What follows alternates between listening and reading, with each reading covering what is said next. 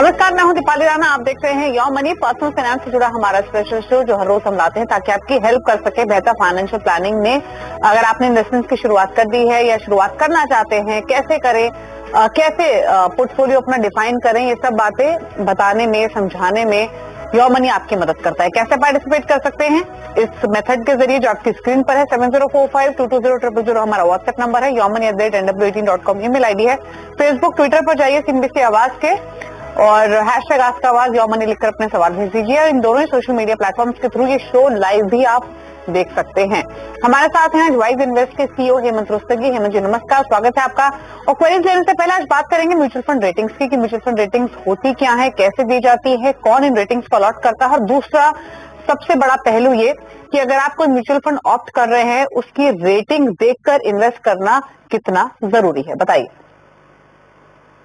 इस बारे अगर मैं बिल्कुल आसान भाषा में बताऊं तो जब हम म्यूचुअल फंड रेटिंग की बात करते हैं तो इस तरीके से वो आपको बताता है कि एक पर्टिकुलर फंड की परफॉर्मेंस कैसी रही है, अच्छी रही है, मीडियोकर है या खराब है।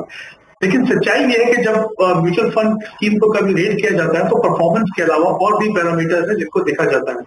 तो इसमें दो तरह के पैरामीटर्स होते हैं, एक होते हैं क्वांटिटेटिव और दूसरे होते हैं क्वालिटेटिव। क्वांटिटेटिव में जैसा मैंने कहा, एक तो परफॉर्मेंस है, दूसरा वॉलेटिलिटी कैसी है। वॉलेटिलिटी के लिए कुछ डिफरेंट पैरामीटर्स हैं जैसे beta, standard deviation, Sharpe ratio, उनको देखा जाता है। फिर पोर्टफोलियो जो है म्यूचुअल फंड स्कीम का जो पोर्टफोलियो उसकी लिक्विडिटी लेवल कैसी है। और चौथा इंपॉर्टेंट क्राइटेरिया होता है कि कंसंट्रेशन लेवल कैसा है। तो ये तो क्वांटिटेटिव फैक्टर।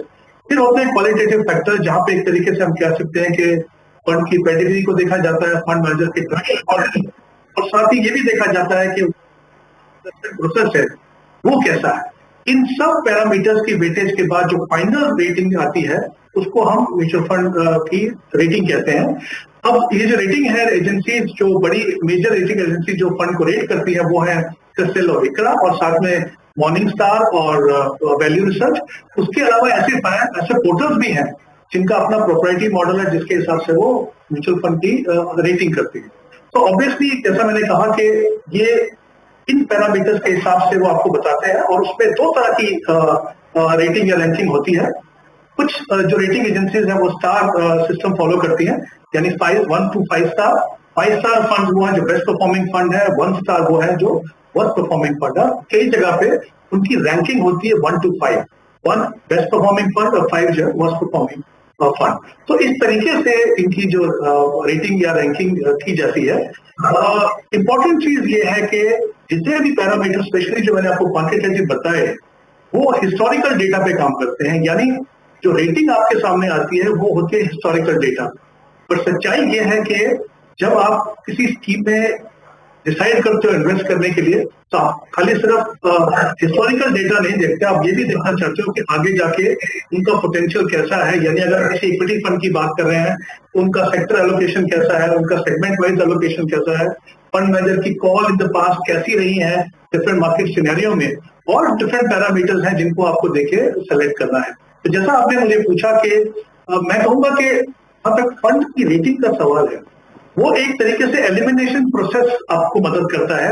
यानी एक जो कहते हैं ना फर्स्ट, अगर आप किसी कैटेगरी के फंड को देख रहे हैं तो आप ये देख सकते हैं कि कौन से फंड को उन्हें एलिमिनेट करना है। ऑब्वियसली जो मीडियोकर फंड है, जो पोअरली परफॉर्मिंग फंड है, उनको छोड़ के फिर आप अपने फंड्स को चुनेंगे। पर जैसा मैंने कहा वो अकेला पैरामीटर नहीं, वो शुरुआत हो सकती है, उसके अलावा और भी फैक्टर्स जिनको आप देखें। ओके, चलिए, तो काफी सारी बातें आपको बताई गई हैं म्यूचुअल फंड रेटिंग से जुड़ी हुई, और क्या रिलेवेंस है इन रेटिंग्स की, कौन कौन रेटिंग्स ये देता है, आपके इन्वेस्टमेंट डिसीजन के लिए कितना इंपॉर्टेंट है, वो सब बातें हेमंत जी ने यहाँ पर समझाई। लेकिन चलिए अब बिना देरी के क्वेश्चंस को करते हैं शामिल। विजय कुमार पंचोली सूरत से हमारे साथ कनेक्टेड हैं अपना सवाल पूछने के लिए। विजय जी नमस्कार, पूछिए क्या सवाल है आपका। मैंने आपको मेरा पोर्टफोलियो भेजा हुआ है। मेरा फंड की वैल्यू अभी 14.33 लाख है और 5 फंड है। ABSL का front end equity, HDFC mid cap fund, Kotak flexi cap, और 2 फंड अलग है, बराबर है। मैं 4 साल से इन्वेस्ट कर रहा हूँ और मैं PPF में भी हर साल 1.5 लाख इन्वेस्ट कर रहा हूँ, बराबर है। तो मुझे दोनों मिला के मेरे एज ऑफ 60 में मुझे कितना मैं एक्यूमुलेट कर सकूंगा, और मैं हर साल 5-5 हजार रुपया मैं एड ऑन कर सकता हूँ हर SIP में। ओके, तो फिलहाल इनकी इनकम 1 लाख के आसपास है, 20,000 की एसआईपी कर रहे हैं, 14 लाख की पोर्टफोलियो की वैल्यू है, 6 इयर्स का होराइजन है, जो कि 1 करोड़ का टारगेट लेके चल रहे हैं। अब सवाल इनका क्लियर है कि लक्ष्य के लिए कितनी एसआईपी बढ़ानी होगी, सालाना एसआईपी अगर ये 5,000 की भी स्टेप अप एसआईपी करते हैं या जो कर रहे हैं वो कितना बेहतर रहेगा। पोर्टफोलियो इनका क्विकली एक बार मैं मेंशन कर दूं तो Aditya Birla frontline equity, HDFC mid cap opportunities, SBI focus equity, ICC Pru value discovery, Kotak flexi cap, इन सभी में ये 4-4 हजार रुपए डाल रहे हैं। टोटल 5 फंड्स हैं। पीपीएफ में भी इनकी मंथली इन्वेस्टमेंट है 12,500 की और 14.5 लाख का कॉर्पस वहां है। क्या सजेशन इनकी पोर्टफोलियो पर? देखिए दीपाली, जैसा मैंने कहा कि इनका जो टाइम होराइजन है यहाँ से 6 साल का समय इनके पास और इनका टारगेट है 1 करोड़ रुपए का। तो अगर मैं इनकी करंट इन्वेस्टमेंट देखूं, जैसा आपने बताया कि 20,000 रुपए की इनकी एसआईपी है, 12,500 हर महीने वो पीपीएफ में डाल रहे हैं और उसके साथ में अगर ये कंसीडर करूं कि म्यूचुअल फंड में जो उनका करंट पोर्टफोलियो वो 14.33 लाख का है और जो पीपीएफ में है वो 14.5 लाख, इन सभी को अगर मैं कंसीडर करता हूं तो 6 साल अगर ये अपना इन्वेस्टमेंट प्रोसेस कंटिन्यू करें तो इनके टारगेट पूरा करने में मुझे लगता नहीं कोई प्रॉब्लम इनको आएगी। वो डेफिनेटली 1 करोड़ का टारगेट पूरा कर पाएंगे। बट उसके अलावा कर रहे हैं तो जाहिर सी बात है कि वो उनके जो कॉर्पस बनेगा उसमें उनका कंट्रीब्यूशन ज्यादा रहेगा, तो उससे टारगेट से ज्यादा भी ये अपना कॉर्पस को बना पाएंगे। तो I think in terms of strategy, in terms of target, मुझे लगता नहीं कि इनको कोई प्रॉब्लम होगी उसमें। जहां तक फंड्स का सवाल है, ब्रॉडली मैं कहूँगा फंड्स अच्छे हैं, बट एक ही चेंज मैं चाहूंगा, जैसे उन्होंने कहा कि एबीएसएल फ्रंटलाइन इक्विटी फंड है उनके पास, उसके इन कंपैरिजन टू दैट अगर वो पारंपरिक फ्लेक्सी कैप को देखें तो मुझे लगता है वो बेटर ऑप्शन है, क्योंकि एक तो वहां पे कुछ पैसा यूएस स्टॉक में इन्वेस्ट होता है तो एक थोड़ा इंटरनेशनल एक्सपोजर भी मिलेगा और फंड थोड़ी बेटर है। तो एक चेंज मैं रिकमेंड करूंगा उनको, बाकी चारों जो फंड है वो डेफिनेटली उसमें बने रहे। ओके, तो थोड़ा सा बदलाव आपको सजेस्ट किया गया है। आदित्य बिरला फ्रंटलाइन इक्विटी से निकल के आप पारंपरिक फ्लेक्सी के आप अपने पोर्टफोलियो में ऐड कर सकते हैं। बाकी आपके सब फंड सिलेक्शन अच्छा है और अगर आपके सभी इन्वेस्टमेंट्स को मिलाकर देखें तो भी आपका पोर्टफोलियो सही है और आप 1 करोड़ का जो कॉर्पस है पीपीएफ इक्विटी इन्वेस्टमेंट से मिलाकर, मतलब म्यूचुअल फंड इन्वेस्टमेंट से मिलाकर अपना पूरा कर लेंगे। बात करते हैं अब अगले कॉलर से, विशाल तेहलानी लखनऊ से हमारे साथ कनेक्टेड हैं। विशाल नमस्कार, पूछिए क्या सवाल है आपका? नमस्कार मैम। मेरे पास टोटल 12 फंड है, मेरी 41 मेरी एज है और मेरा कॉर्पस मैं चाहता हूँ कि तो 3 से 5 करोड़ का हो और मेरे टोटल इन्वेस्टमेंट जो है 46,500 रुपए पर मंथ की है, जिसमें आदित्य बिरला 50 इक्विटी 5,000 की एसआईपी है, एबीसीएल की मल्टी कैप फंड 3,000 का है, axis blue chip 4,000, axis mid cap 2,500 और ICI business cycle 5,000, ICI multi cap 5,000, Kotak blue chip 2,000 और कोटक इमर्जिंग 5,000 और क्वांट स्मॉल कैप का है 5,000 का, एसबीआई आईटी फंड 3,000 का और एसबीआई कॉन्ट्रा 5,000 का और एसबीआई निफ्टी स्मॉल कैप 3,000 का। तो मैम मेरा ये कि क्या मेरे फंड सारे सही हैं और मुझे क्या अपने कॉर्पस के लिए और यस मैम, हाँ, तो ये क्या मुझे और इसमें कुछ एसआईपी ऐड करनी पड़ेंगी या कुछ मुझे बाइफर्केशन करना पड़ेगा? पूछ लेते हैं क्या सजेशन रहेगा। हेलो, तो पूरा सवाल इन्होंने ऑलरेडी क्लियरली बता दिया। 46,500 की एसआईपी चल रही है, 5 करोड़ का टारगेट है। क्या सजेशन रहेगा इनके लिए? देखिए दीपाली, इनके पोर्टफोलियो का एनालाइज करने से पहले देखते हैं कि इनकी जो इन्वेस्टमेंट कर रहे हैं उससे उनका टारगेट पूरा होगा कि नहीं। इनकी जो करंट इन्वेस्टमेंट है वो 46,500 पर मंथ, शायद 15 साल का इनका टाइम होराइजन है। तो अगर ये इतना ही इन्वेस्टमेंट कंटिन्यू करते हैं तो करीब करीब 2.3 करोड़ 2 करोड़ 30 लाख का कॉर्पस बना पाएंगे। अगर इनका टारगेट 5 करोड़ है जैसा उन्होंने कहा, तो उनकी जो टोटल एसआईपी अमाउंट है वो बढ़ के 1 लाख बनानी पड़ेगी इनको, यानी करीब करीब 53,500 का शॉर्टफॉल है अभी इनके एसआईपी अमाउंट में। तो जाहिर सी बात है, समय है इनके पास लंबा। 2 तरीके से वो कर सकते हैं, एक तो जितना जल्दी हो सके कोशिश करें अपनी एसआईपी अमाउंट को बढ़ाएं। अगर वो पॉसिबल नहीं है तो फिर एक डिसिप्लिन तरीके से हर साल अगर वो 15-20% से अपनी एसआईपी बढ़ाएं तो उसके नजदीक तक पहुंच पाएंगे। आई थिंक ये तो हो गया इनका किस तरीके से अपना टारगेट पूरा करेंगे। तो 46,500 के लिए इनके पास 12 फंड है, तो मुझे लगता है डेफिनेटली इस पोर्टफोलियो में ओवर डाइवर्सिफिकेशन है। इनके पास 5 या 6 फंड होने चाहिए, उससे ज्यादा फंड की कोई जरूरत नहीं है। तो डेफिनेटली पोर्टफोलियो कंसोलिडेट कीजिए, उससे परफॉर्मेंस सुधरेगी। दूसरी बात, मॉनिटरिंग करने में आपको आसानी होगी। तो जो एग्जिस्टिंग फंड है उसमें 3 फंड मुझे लगता है ये रख सकते हैं। जैसे कोटक इमर्जिंग इक्विटी फंड है, वहां पे 8,000 इन्वेस्ट कीजिए। एसबीआई कॉन्ट्रा है, वहां पे 8,000 इन्वेस्ट कीजिए। और फिर जो बॉन्ड स्मॉल कैप है उसमें 6,500 कीजिए। इसके अलावा 3 फंड मैं इनको रिकमेंड करूं जो अपने पोर्टफोलियो में ऐड कर सकते हैं। पहला है निपॉन इंडिया मल्टी कैप, दूसरा है एचडीएफसी लार्ज एंड मिड और तीसरा है Motilal Oswal large and mid. इन तीनों में भी आप 8,000 रुपए इन्वेस्ट कीजिए तो 46,500 जो आपका ओवरऑल इस तरीके से इन्वेस्ट होगा। और इन्हीं फंड में जब भी पॉसिबल हो आपके लिए अपने इन्वेस्टमेंट अमाउंट को बढ़ाइए ताकि आप अपने लक्ष्य तक पहुंचे। ओके, बहुत लंबा पोर्टफोलियो है, इसको थोड़ा सा ठीक करने की जरूरत है। क्या क्या चेंजेस आप कर सकते हैं वो आपको बताए गए हैं। 5 से 6 फंड से ज्यादा मत रखिए अपने पोर्टफोलियो में, ये आप ही के लिए नहीं बाकी इन्वेस्टर्स के लिए भी सजेशन है। Motilal Oswal large and mid cap, HDFC large and mid cap, Kotak emerging equity, Nippon India multi cap, quant small cap और एसबीआई कॉन्ट्रा, ये 6 फंड आपके पोर्टफोलियो में आइडियली होने चाहिए जहां पर आप इन्वेस्ट कर सकते हैं। कितना इन्वेस्ट किस फंड में करना है वो डिटेल्स आपकी स्क्रीन पर है। रही बात आपके गोल की, तो 15 साल में 2 से 3 करोड़, लगभग 2-2.25 करोड़ का कॉर्पस आप इस पोर्टफोलियो से एक्यूमुलेट कर सकेंगे। विनोद है महाराष्ट्र से। विनोद नमस्कार, पूछिए सवाल। नमस्कार मैडम। हेलो। नमस्ते, पूछिए क्या क्वेश्चन है आपका।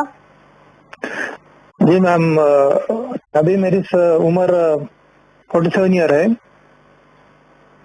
ओके, मैं पिछले 3 साल से पेटीएम के जरिए निवेश कर रहा हूँ। 10,000 रुपए प्रति महीना का निवेश है मेरा।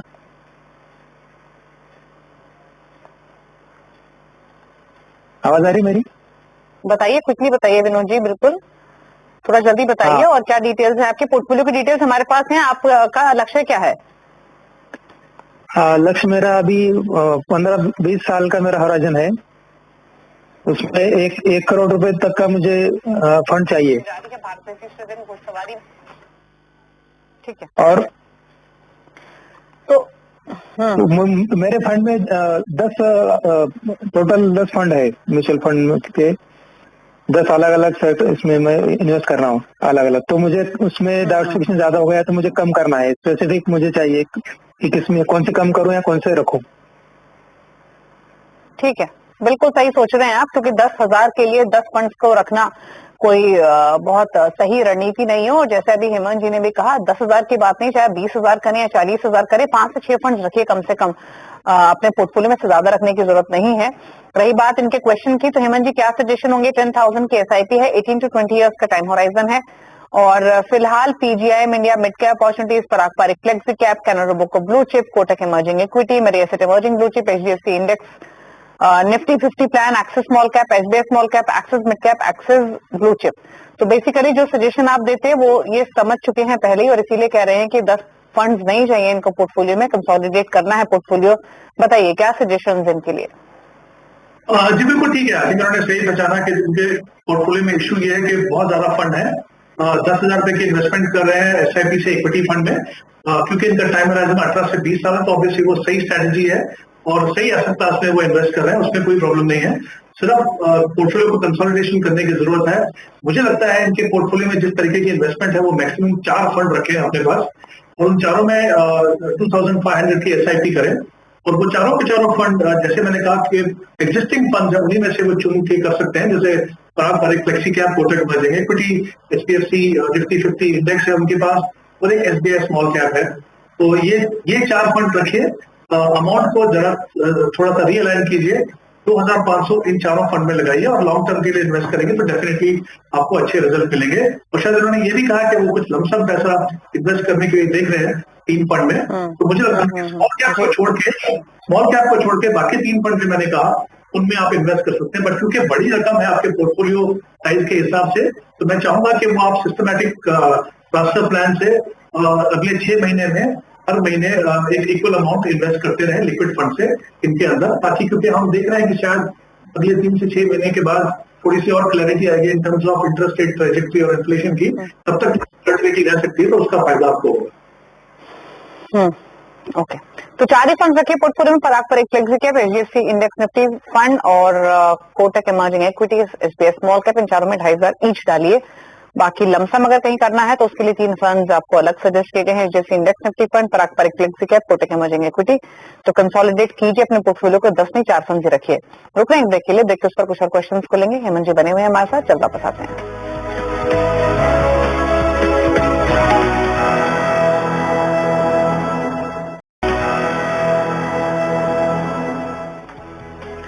आप देख रहे हैं योर मनी, वाइज इन्वेस्ट के सीईओ हेमंत रुस्तगी हमारे साथ मौजूद हैं। बातचीत करते हैं कुछ और कॉलर्स से, और अगले कॉलर रोहित पटेल विजापुर गुजरात से हमारे साथ मौजूद हैं। रोहित, गुड इवनिंग, बताइए सवाल।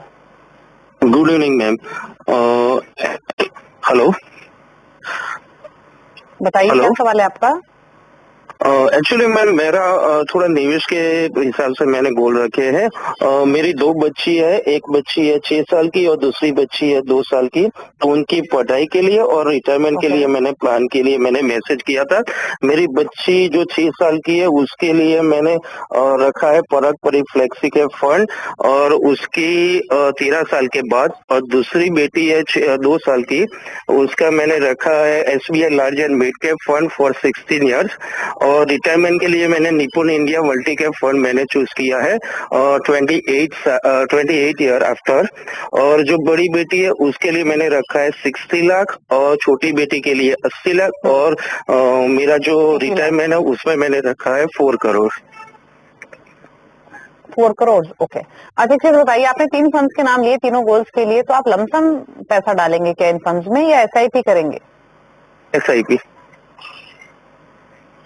SIP, और फिलहाल कुछ इनिशियली कोई टारगेट लेके चल रहे हैं, कितना इन्वेस्टमेंट कर पाएंगे SIP के थ्रू? एक्चुअली मैम मेरा तो क्या है कि मेरा मंथली इनकम 1,90,000 है, तो मेरे को कोई दिक्कत नहीं है उसमें। कितना मेरा बस टारगेट उतना कितना रकम से मैं कर सकता हूँ, मेरे को कोई दिक्कत नहीं है। समझ कर, ठीक है। हेमंत जी, सुना आपने इनका सवाल, कॉम्पैक्ट एंड क्लियर। 13 इयर्स में पहली डॉटर की एजुकेशन के लिए 60 लाख चाहिए, 16 इयर्स में दूसरी डॉटर के लिए हायर एजुकेशन के लिए 80 लाख, और अपने 20 इयर्स में रिटायरमेंट के लिए ये 2 to 4 करोड़ का टारगेट लेके चल रहे हैं। इन्होंने पहले डिटेल्स भेजी तो उसमें 2 करोड़ का जिक्र किया था, अब इन्होंने 4 करोड़ बोला। अब इन्होंने 3 फंड्स इनको अच्छे लग रहे हैं, पारंपरिक flexi cap, Nippon India multi cap और SBI large and mid cap. अब बताइए कितना इन्वेस्ट करेंगे तीनों गोल्स को हासिल करने के लिए, कितने फंड्स के साथ शुरुआत करें, कौन से फंड्स के साथ शुरुआत करें, क्या सजेशन होगा? जी दीपाली, देखिए तीनों के तीनों जो उनके गोल है वो लॉन्ग टर्म गोल्स हैं, लंबा समय है इनके पास। तो ऑब्वियसली मैं चाहूंगा कि इक्विटी फंड में, और स्पेशली जब उनको SIP से इन्वेस्ट करना है तो वो एक बिल्कुल सही तरीका रहेगा। यहाँ पे मैं 12% का एनुअलाइज्ड रिटर्न मान के चल रहा हूँ। तो जो पहली डॉटर है इनकी, उनकी एजुकेशन के लिए करीब उनको 16,000 इन्वेस्ट करना होगा, दूसरी डॉटर के लिए 14,000। तीसरा जो उनका रिटायरमेंट का जो गोल है 28 साल के बाद, इन्होंने जैसे पहले कहा 2 करोड़, अभी शायद 4 करोड़ की बात करें, तो करीब 16,000 रुपए इनको वहां पे इन्वेस्ट करने होंगे। तो कुल मिला के 46,000 की इन्वेस्टमेंट करनी होगी इनको अपने तीनों लक्ष्यों को पूरा करने के लिए। मैं एक्चुअली सुन नहीं पाया कि वो कितनी कैपेसिटी है उनके पास इन्वेस्ट करने के लिए, बट ये बहुत क्लैरिटी होनी चाहिए इनको कि इतना पैसा इन्वेस्ट करना है अगर हमको इनको तीनों ये गोल्स अपने अचीव करने हैं। तो एक तो ये हो गया। दूसरा, इन्होंने 3 फंड को शॉर्टलिस्ट किया है और कहा है कि शायद एक एक गोल के लिए एक एक फंड में पैसा डालेंगे। अब तीनों के तीनों फंड जो चुने हैं वो काफी अच्छे हैं, लेकिन 2 इंपॉर्टेंट चीजें हैं यहाँ पे। एक तो हमने शो में पहले भी बताया कि ओवर डाइवर्सिफिकेशन नहीं चाहिए, लेकिन साथ में ये भी इंपॉर्टेंट है कि आप पूरा पैसा एक ही फंड में मत डालें, क्योंकि अगर मान लीजिए उस फंड की परफॉर्मेंस कुछ समय तक अच्छी नहीं रहती है तो आपके पूरा का पूरा जो गोल है उसके जो पोर्टफोलियो बिल्डिंग के ऊपर इम्पैक्ट पड़ता है उसको। तो कम से कम 2 फंड आपके पोर्टफोलियो में हर गोल के लिए होने ही चाहिए। तो 3 फंड आपने चुने हैं। 3 फंड में आपको और बताता हूँ, आप कंसिडर कर सकते हैं। एक Kotak multi cap fund, HDFC large and mid cap and Motilal Oswal large and mid cap. ये 3 फंड है और 3 फंड आपने चुने हैं। तो उन 6 फंड से अगर आप 2-2 फंड भी रख के चलेंगे, और जैसा मैंने आपको बताया कितना अमाउंट आपको इन्वेस्ट करना है, इंपॉर्टेंट है कि एक बार आप शुरुआत करें। एक साथ नहीं कर सकते बढ़ा के इतना पैसा, तो आगे आप धीरे धीरे करके बढ़ाइए, बट ये प्रोसेस को आपको कंटिन्यू करना होगा जो आपने टाइम होराइजन अपना डिफाइन किया है। ओके, चलिए, तो ये रही स्ट्रैटेजी। क्विकली पूछ लेते हैं अब हेमंत जी के टॉप 4 फंड्स उन व्यूअर्स के लिए जो हेमंत जी की चॉइस के साथ फंड्स अपना पोर्टफोलियो क्रिएट करना चाहते हैं। हेमंत जी, ये तो सजेशन हो गया रोहित के लिए, लेकिन टॉप 4 फंड्स आपकी तरफ से कौन से होंगे? जी दीपाली, देखिए 4 फंड मुझे रिकमेंड कर रहे हैं, तो 2 फंड मैं रिकमेंड करूंगा मल्टी कैप कैटेगरी से, निपॉन इंडिया मल्टी कैप और दूसरा कोटक मल्टी कैप। एक लार्ज एंड मिड कैटेगरी से HDFC लार्ज एंड मिड, और चौथा जो फंड है वो मिड कैप कैटेगरी में मोतीलाल ओसवाल मिड कैप। ठीक है, शुक्रिया आपका हेमंत जी शो में आने के लिए और सभी क्वेरीज को आंसर करने के लिए भी, और टॉप 4 फंड्स भी सजेस्ट करने के लिए हमारे व्यूअर्स को थैंक यू सो मच। इसी के साथ एक ब्रेक के साथ दिखाते जा रही है CNBC आवाज पर। नमस्कार।